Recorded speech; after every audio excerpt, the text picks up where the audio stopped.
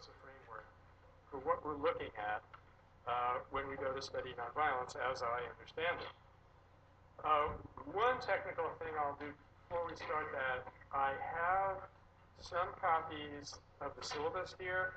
I don't have enough for everybody because A, the copy machine isn't working in my department, and B, it would be ecologically incorrect to make 80 copies of this when most of you have known for years that you want to study nonviolence more than anything, and you're in it for the semester and you bought the reader, and the syllabus is in the reader.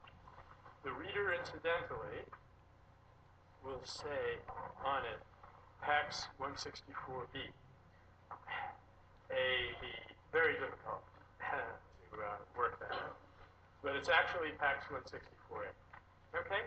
So if for some reason you really want to have syllabus today, and maybe a day or so before you get around to getting the reader, take one of these. Okay? So I wanted to tell you two stories. The first one involves a region, not exactly a nation state, and there are regions that are not exactly nation states. This is not the 18th century anymore. And this little region is called Ladakh, and it's a Himalayan region, and geographically it kind of borders Tibet and India. So parts of it are considered to be politically part of India, parts are considered to be politically part of Tibet. And it got a lot of attention recently, well, about 10 years ago, because there was a woman who went to Ladakh and discovered that they have some very, very interesting patterns of life. In a way, I mean, she didn't use the term because nobody uses the term nonviolence if they can help it. But in a way, they had a very nonviolent culture with some very interesting attributes which were startling for a Westerner. Now, I should say that Ladakh was not a subsistence economy. They were a little bit above subsistence. They had very beautiful art, artifacts. It's a Buddhist country, so that's probably the reason that Helena Norbert went there to study them. So these people aren't starving, but they're living on the higher slopes of the Himalayas, and it's not exactly like Cabo San Lucas there.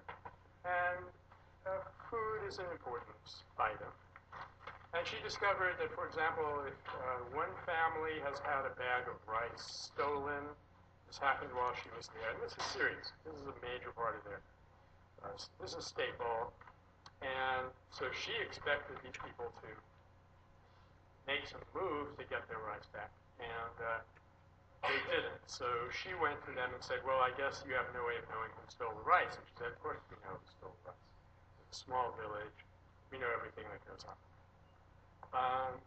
So she said, well, what are you going to do about it? And they said, what? Do something about it? We don't do things about stuff here. And she probed a little further and began to realize that to these people, community is of paramount importance.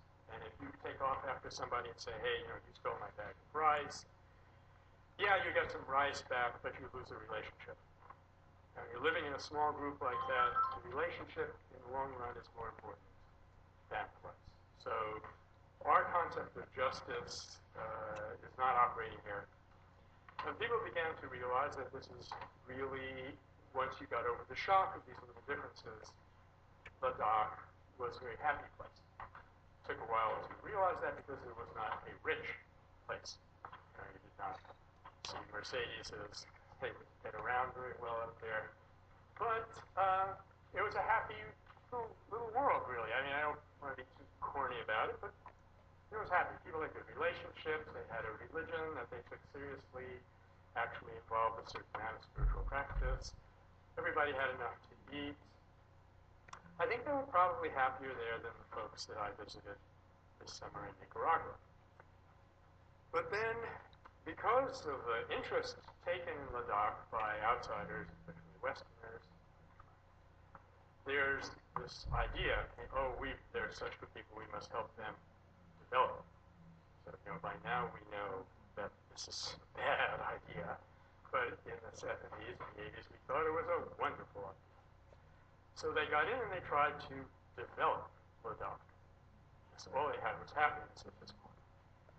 And it was hard to motivate them to do the things that would lead to Western-style development. And one person actually said, if we're going to develop this place, we're going to have to teach them to be greedy. Sounds like a good idea? So they taught them to be greedy, and basically the place is a mess. All the things that they had going for them are breaking down. I'm talking, of course, in broad overgeneralizations. That's stuff we need to do right now to sort of get us started. So relationships are very bad. Crime is high. Young people don't have any purpose to live for. They don't have seminars, meaning of life. And so they're kind of at a loss. And all of the parameters of failure of a modern society are now coming up very fast in Ladakh. Health stuff, poverty stuff, alienation of every kind. So what happened here? Well, although I am a professor and my job description states that I am supposed to take simple ideas and make them complex enough so that intellectuals can understand them, that's what professors do. Every now and then I step out of my role and I ask myself, is there a simple model by which we can understand what went wrong? Now let me read you a quote from the New Internationalist. Is this from the New Internationalist? No, it's from Amnesty International. First example of false attribution. See what happens when I step out of my professorial role. There's a singer in Kingston, Jamaica, her name is Queen Ifrika, and she's told AI Magazine, quote, if you're developing a positive energy, no matter where your house is, you can bring that to the community and to your surroundings. And from there we can see if we can bring about a different kind of change instead of taking up a gun. This is written in a very impoverished community, incidentally. So she gives us this idea of positive energy. And here's what I'm going to do by way of explaining what happened in Ladakh. And again, I apologize for the simplicity of this model. It's very insulting. We have a division course at Berkeley. But don't worry. It's going to complexify from here on out. But I would say you had basically a positive situation and introduced negative energy and the thing tanked. Okay? It's that simple. I mean, life isn't that simple, but the model that we're using to understand it is that simple. Okay? So let's take now a contrasting story. This story takes place in Bihar. 4 or 5 years ago, there was an outbreak of communal rioting, that is, rioting between Muslims and Hindus. In this case, you read about it in the news. If you still read the news, one of my hopes for this course is that you'll stop doing that unhealthy habit. Anyway, if you read about it in the commercial mass media, you read that this was, neighbors who had seething with violence for a long time. They'd risen up against one another and stuff. But I heard a talk from a woman who works with a peace organization, nonviolence organization, in the north of India. She's from Gujarat, which is Gandhi's home state. Her name was Nirmala Deshpande. And she came from this area where they had rushed to see what they could do. She told us two things. First of all, do not believe what you're reading in the papers. I said, hey, no problem. I haven't done that since I was 18. Secondly, she said, let me tell you what actually went on in those villages, which you will never hear in the mass media. First of all, this was not neighbors.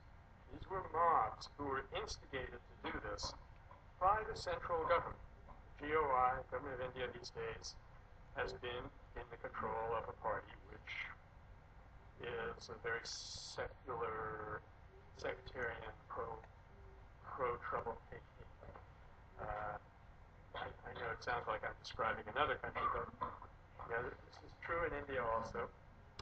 And they actually instigated these mobs. and furnished them with these high-pressure gas canisters and stuff to do this mayhem. So these are basically